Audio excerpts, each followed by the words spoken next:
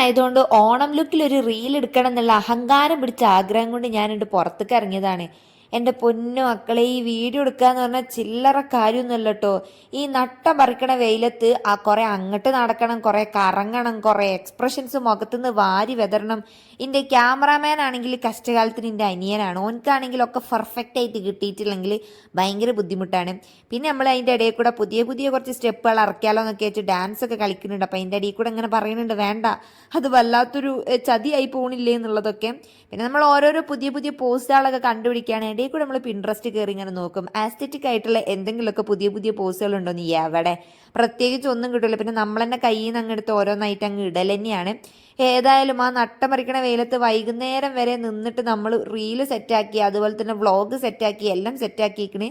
പിന്നെ ഞങ്ങളുടെ കോസ്റ്റ്യൂം എങ്ങനെ ഉണ്ട് എന്നുള്ളത് നിങ്ങൾ എല്ലാവരും കമൻറ്റ് ചെയ്യാനായിട്ട് മറക്കേണ്ട. വൈകുന്നേരം ആയപ്പോൾ ഇനി ഞാൻ ക്ഷീണിച്ചു ഗൈസ്. അപ്പോൾ ഇത്രേ ഉള്ളൂ. Bye bye.